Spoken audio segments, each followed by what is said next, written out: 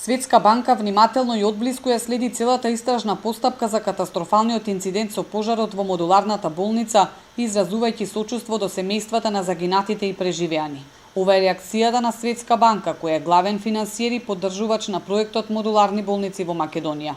Во меѓувреме и јавноста нестрпливо ја чека истрагата, која треба да даде одговори на многу прашања и дилеми кои пламнаа заедно со пожарот, но и да го разјасни тоа што ги изненади буквално сите, како за само 3 минути целиот објект беше во пламен. 2 недели по страотниот пожар кој замиќа пеплоса модуларната болница, а живи изгореа 14 лица, се уште нема официјални информации која е причината за оваа голема трагедија.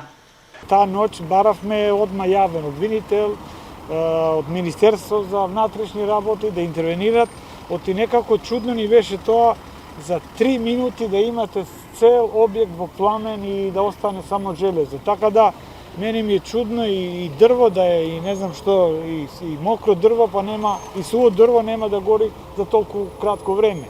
И сега, како е можно тоа ќе кажат овие органи кои што се компетентни.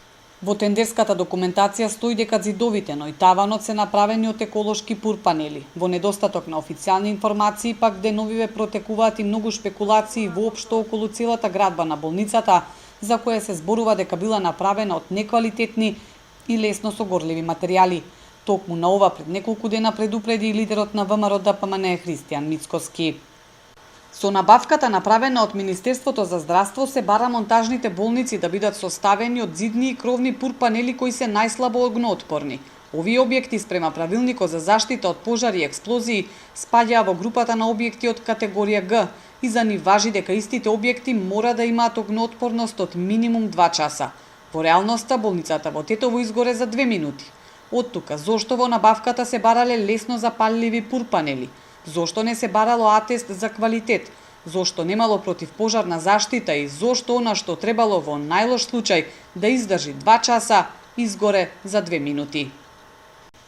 Ново исчекување на истрагата засега никој од надлежните за ова не сака јавно да зборува. Она за што најмногу се пишува и слуша периодов се само меѓусебни префрлување на надлежностите и одговорноста за модуларната болница, за кои сите се прогласуваат за ненадлежни.